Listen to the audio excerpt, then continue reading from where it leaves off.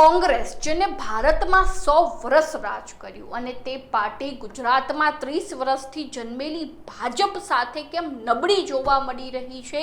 ગુજરાતમાં કોંગ્રેસનું અસ્તિત્વ ટકાવવા માટે આટલા પડકારો કેમ અને ગુજરાતમાં સતત કોંગ્રેસનું નબળું પ્રદર્શન કેમ, તે અંગે આજે આપણે એનાલિસિસ કરવું છે આ વિડીયોમાં. નમસ્કાર, ફ્લાઈ 24 ગુજરાતની સાથે હું છું મિક્ષુ. ગુજરાત રાજ્યમાં છેલ્લા 1.5 વર્ષથી જેટલી પણ ચૂંટણી યોજાઈ, જેમાં ગુજરાત વિધાનસભાની ચૂંટણીની વાત કરીએ તો 182 સીટમાંથી 162 સીટ એટલે કે 162 ધારાસભ્યો ભાજપના નામ ઉપર છે, જ્યારે ઘણા ગાંઠા ધારાસભ્યો કોંગ્રેસ માટે લડી રહ્યા છે.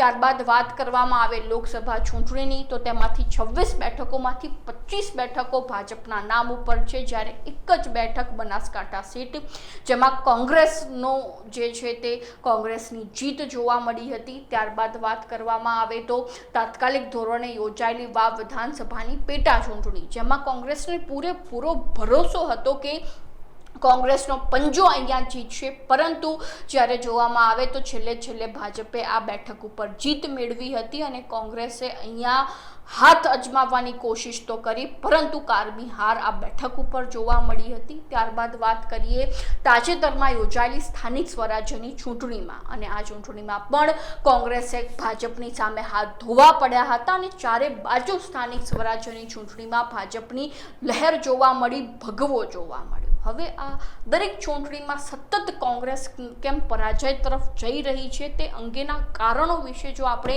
આજે વાત કરીએ તો પહેલું, જ્યારે કોઈ પણ પાર્ટીએ કોઈ પણ રાજ્યમાં પોતાનું વર્ચસ્વ ટકાવી રાખવું હોય, પોતાનું વર્ચસ્વ વધારવું હોય તો તેનું સૌથી મહત્વનું પાસું તે પાર્ટીનું નેતૃત્વ છે, એટલે કે પાર્ટીનું હાઈકમાન્ડ છે. જો પાર્ટીનું હાઈકમાન્ડ મજબૂત હશે, પાર્ટીનું નેતૃત્વ મજબૂત હશે, જેના હાથમાં પાર્ટીનું નેતૃત્વ હશે, કયા વ્યક્તિ ઉપર પાર્ટીનું નેતૃત્વ છે તે ખૂબ જ અસર કરે છે. કારણ કે જે રીતે જોવામાં આવે તો ભાજપ જે પક્ષ જે છે તેનું નેતૃત્વ, ભાજપ હાઈકમાન્ડ જે સૌથી મહત્વનું જે પાસું છે ભાજપનું મજબૂત નેતૃત્વના કારણે ક્યાંક ને ક્યાંક આપણે જોઈ શકીએ છીએ કે ભાજપ હર હંમેશ છેલ્લી ઘડીએ દરેક ચૂંટણીમાં જીત મેળવી લેતી હોય છે. પરંતુ બીજી બાજુ જ્યારે કોંગ્રેસનું નેતૃત્વ ક્યાંક ને ક્યાંક નબળું જોવા મળી રહ્યું છે, અને બીજી બાજુ વાત કરવામાં આવે તો રાજનૈતિક રણનીતિઓ, ભાજપ હંમેશા જ્યારે કોઈ પણ રાજ્યમાં ઘટના બને છે તો તે સમય દરમિયાન તે ઘટના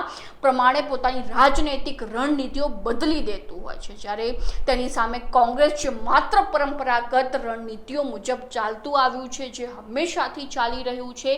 જો આપણે વાત કરવામાં આવે તો પશ્ચિમ બંગાળમાં, એટલે કે જ્યાં ભાજપ એ વિપક્ષ તરીકે રોલ ભજવી રહી છે, અને તે સમય દરમિયાન જો પશ્ચિમ બંગાળમાં કોઈ એવી ઘટના બને છે જેમાં થોડા સમય પહેલાં જ દુષ્કર્મની ઘટના ઘટી હતી, જેમાં ભાજપે જબરજસ્ત સત્તા પક્ષ સામે વિરોધ નોંધાવ્યો હતો, હલ્લાબોલ કર્યો હતો, કેન્ડલ માર્ચ લઈને તેઓ રસ્તા ઉપર આવી ગયા હતા, અને તે જ ઘટના જો ગુજરાતમાં બને તો વિપક્ષ તરીકેનો મજબૂત રોલ ક્યાંક નિભાવવામાં કોંગ્રેસ નબળી પડી રહી હોય તેવું લાગી રહ્યું છે. કારણ કે જો આપણે જોવા જઈએ તો ગુજરાતમાં એવી ઘણી ઘટનાઓ બનતી હોય છે જેમાં વિપક્ષે સખત હલ્લાબોલ કરવો જોઈએ. હા, જો આપણે બીજી બાજુ જોવા જઈએ તો કોંગ્રેસમાં ગણ્યા ગાંઠા કેટલાક નેતાઓ છે, જેમ કે જિગ્નેશ મેવાણી, જ્ઞાનીબેન ઠાકોર, પ્રદેશ પ્રમુખ શક્તિસિંહ ગોહિલ, જેઓ સતત ઘટનાઓ ઉપર પોતાના નિવેદનો આપતા હોય છે, વિરોધ પણ નોંધાવતા હોય છે, પરંતુ માત્ર 3-4 નેતાઓના બોલવાથી કે તેમના વિરોધ નોંધાવવાથી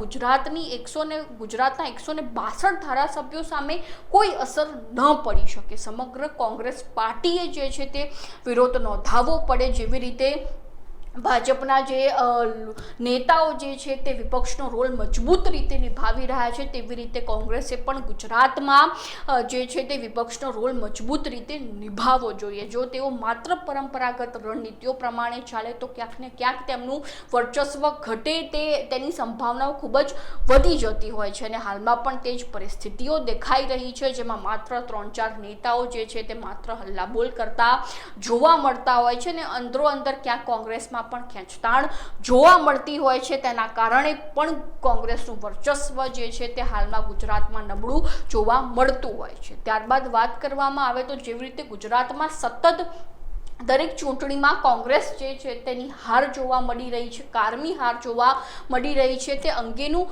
જે સચોટ એનાલિસિસ હોવું જોઈએ તે કોંગ્રેસે કરવું પડે, કારણ કે જો તમે સતત ચૂંટણીઓમાં એક જ રાજ્યમાં તમે હારતા હો, તમારી સીટ સતત ઘટતી જતી હોય, તો તમારે એ અંગેનું એનાલિસિસ, સચોટ એનાલિસિસ કરવું ખૂબ જ જરૂરી છે, જેના કારણે તમે બીજી ચૂંટણીમાં જીત મેળવી શકો. પરંતુ તે અંગેનું જે સચોટ એનાલિસિસનો અભાવ જે ક્યાંક કોંગ્રેસમાં જોવા મળી રહ્યો હોય તેવું લાગી રહ્યું છે. એટલે કે કારમી હાર થયા બાદ જે પોસ્ટમોર્ટમ પાર્ટીનું થવું જોઈએ તે નથી જોવા મળતું. એટલે કે કોંગ્રેસના નેતાઓ જે હાર અંગેનું પોસ્ટમોર્ટમ તેમને કરવું જોઈએ તેનો અભાવ ક્યાંક ને ક્યાંક જોવા મળતો હોય છે. તેના કારણે પણ તેઓ ગુજરાતમાં કોંગ્રેસનું અસ્તિત્વ ટકાવવું ખૂબ જ અઘરું બની જતું હોય છે. અને સૌથી મહત્વની વાત તો એ છે કે પાર્ટીનું નેતૃત્વ તેમજ વિપક્ષનો રોલ જે છે તે મજબૂત હોવો જોઈએ. તે ક્યાંક ને ક્યાંક તેનો અભાવ ગુજરાતમાં હાલ જોવા મળી રહ્યો છે. ત્યારબાદ વાત કરવામાં આવે તો કોંગ્રેસમાં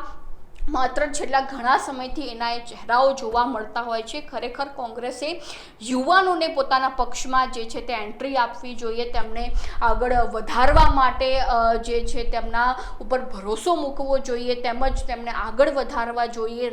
રાજનીતિમાં યુવાનોને તક આપવી જોઈએ, કારણ કે જે રીતે વાત કરવામાં આવે તો ભાજપ જે હંમેશા નવા ચહેરાઓ લાવતી હોય છે, અને બને ત્યાં સુધી ભાજપ હાઈકમાન્ડ જે છે તેમાં જૂના ચહેરા ઉપર તે વધુ રાજનીતિ નથી કરતું, પરંતુ યુવાનોને તક આપતું હોય છે. તેમજ સ્થાનિક કક્ષાએ પણ ભાજપના કાર્યકર્તાઓ જે છે તે જબરજસ્ત એક્ટિવ જોવા મળતા હોય છે, કારણ કે પાર્ટીનું નેતૃત્વ જે છે તે ખૂબ જ મજબૂત હોય છે. તેના કારણે દરેક કાર્યકર્તા પાર્ટી સાથે જોડાયેલો જોવા મળે છે. અને આ નેતૃત્વના અભાવને કારણે જ ક્યાંક કોંગ્રેસ પાર્ટીના દિગ્ગજ નેતાઓ એટલે કે અર્જુન મોઢવાડિયા, CJ ચાવડા જેવા અનેક જે મોટા દિગ્ગજ નેતાઓ છે, મોટા ચહેરાઓ છે, આ નેતૃત્વના અભાવને કારણે ક્યાંક ને ક્યાંક તેઓ પણ કોંગ્રેસ છોડીને ભાજપમાં જોડાઈ ગયા છે. અને હાલમાં ક્યાંક ને ક્યાંક ભાજપે તેમને હાંસિયામાં ધકેલી દીધા હોય તેવી પરિસ્થિતિ પણ જોવા મળી રહી છે. જો આપણે પાછા કોંગ્રેસના નેતૃત્વ ઉપર પાછા ફરીએ તો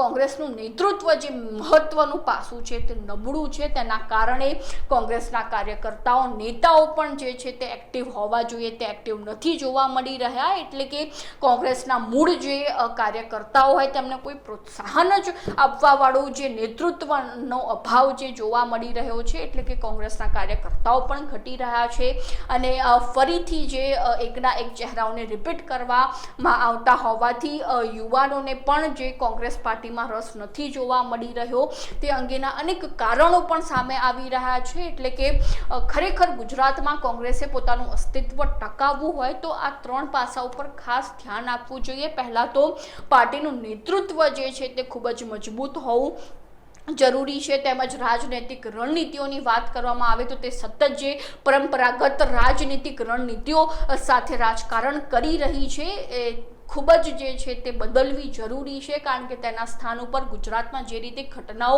બનતી હોય છે તે પ્રમાણે રણનીતિઓ ઘડીને તેમણે વિપક્ષ તરીકે એક મજબૂત જે છે તે છબી ઊભી કરવી ખૂબ જ જરૂરી છે. તેના કારણે જ કોંગ્રેસ પોતાનું અસ્તિત્વ ટકાવી શકે. ત્યારબાદ યુવાનોને ખાસ તક આપવાની જરૂર છે, નવા ચહેરાઓ જે છે તે સ્થાનિક કક્ષાએ લાવવાની જરૂર છે, જેમાં જેટલા પણ સ્થાનિક કક્ષાએ કોંગ્રેસના કાર્યકર્તાઓ છે તેમણે સતત પ્રોત્સાહન પાર્ટી તરફથી મળવું જોઈએ. તો જ પાર્ટી જે છે તે સ્થાનિક કક્ષાએથી લઈને ઉપલા લેવલ સુધી આગળ વધી શકે. એટલે કે આવા ઘણા મહત્વના પાસાઓ છે તેના ઉપર કોંગ્રેસે કામ કરવું જોઈએ. હા, પહેલાના સમય કરતાં હાલમાં કોંગ્રેસમાં જે છે તે સતત બદલાવ જોવા મળતો હોય છે. નેતાઓ સતત હલ્લાબોલ પણ કરતા હોય છે, જેમાં તાજેતરમાં વિધાનસભા સત્ર યોજાયું તેમાં પણ જિગ્નેશ મેવાણી તેમજ અન્ય અમિત ચાવડા તેમજ અન્ય કેટલાક કોંગ્રેસના નેતાઓ દ્વારા સતત વિરોધ નોંધાવવામાં આવ્યો હતો, અને તેની સામે સત્તા પક્ષના નેતાઓ પણ જવાબ નહોતા આપી શકતા